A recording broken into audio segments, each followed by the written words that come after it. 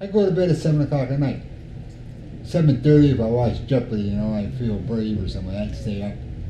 But I get up every morning too. Shower, shave, and something like that.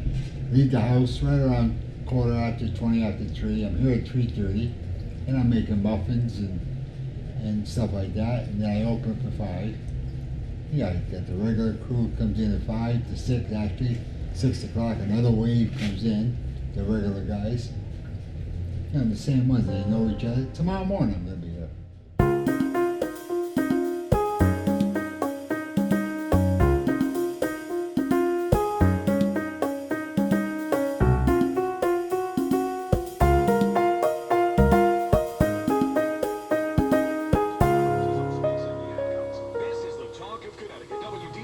I admire him, you know, I mean, he's been here for a long time.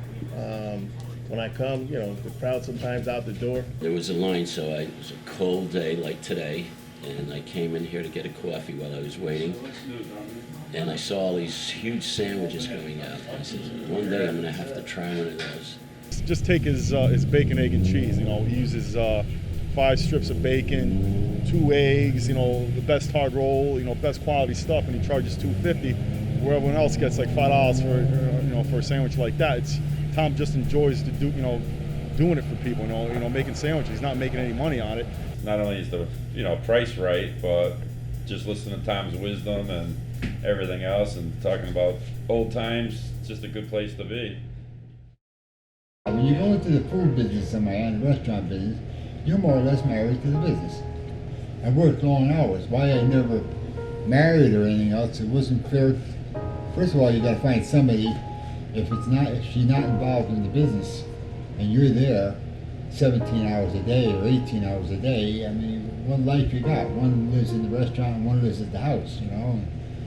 So I never settled down. I just, it was a choice. Either get at the restaurant and get married or vice versa. If I work an 18-hour day, when I leave at night, I did the best that I could for the people that I served. Now maybe out of 150 customers, 2 of them didn't like the way I got served or didn't like the food maybe. But you know, 148 liked it. So percentage-wise, I was happy. Biggest percentage of people love, you know, coming back, something like that, you know. And they do give me extra. I will say that, you know, it's $2.50 for a sandwich, something like that. They give me just $3.50 and the 4. Now I could probably tell you a dozen times it happened to me today. They give it me. I didn't ask for it, but they know what it is. But they just automatically, you know, they had sandwiches here yesterday, the day before, or last week, and it's worth it. You know, it's worth 5, so I'll give them 4. So, and I don't refuse it. I don't say, no, you gave me too much, you know, or something like that, you know, because they know what they're getting. That price, that sign there is $2.50. I put that up in the year 2000. In fact, Ivanka Trump made that sign for me.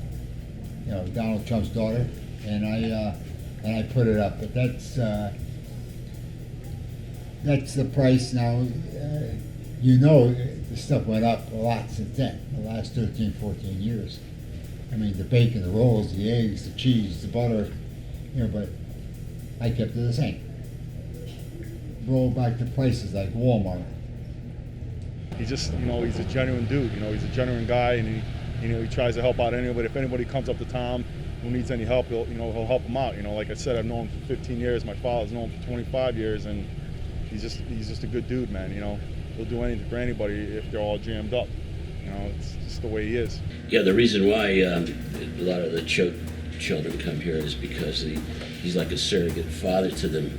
They come from all over the world, and they need advice, and they just need a place to come that's off campus where they can just kind of hang out and be themselves, more or less. Well, they come from all over the world. And there's times, you know, they're lonely too. There's times, you know, where they miss home or something like that, and they come down, they want to talk to me, and I always put things aside, and I do talk to them or something like that. They ask me different things, you know, and there's times, where you're studying, and then you just had it, something like that.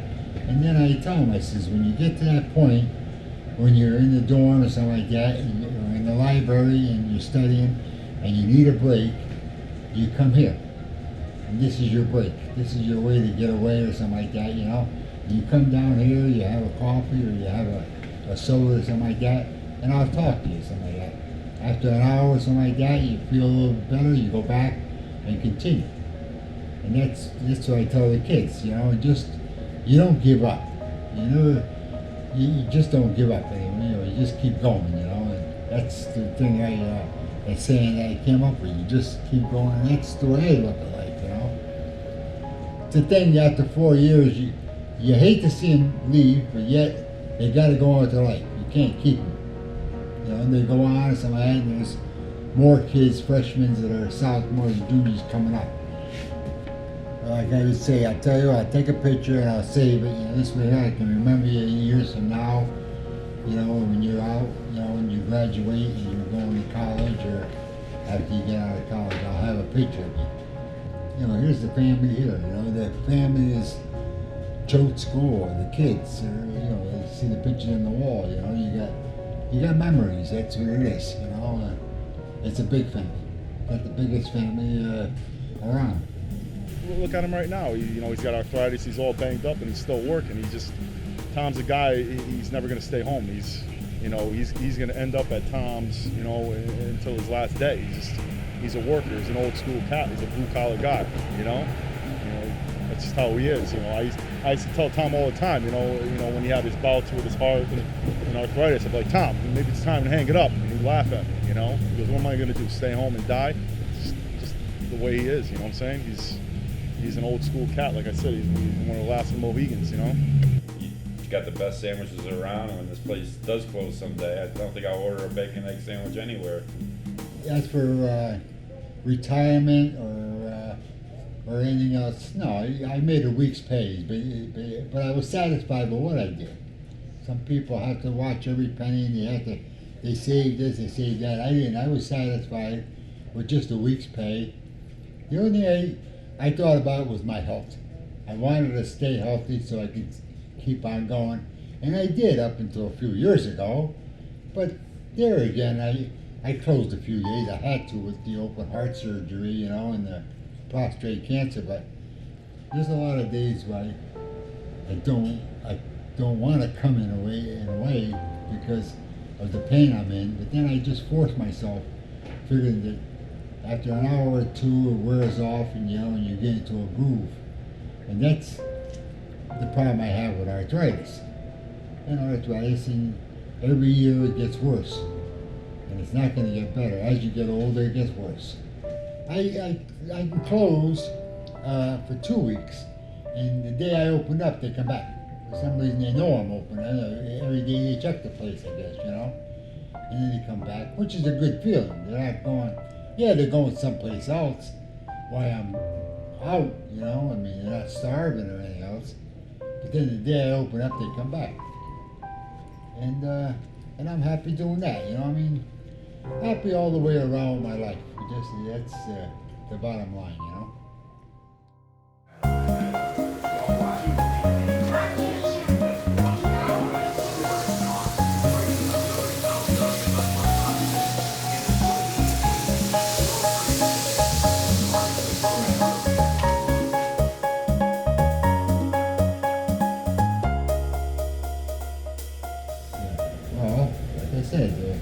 The words I go by is keep moving, and that's it, you know.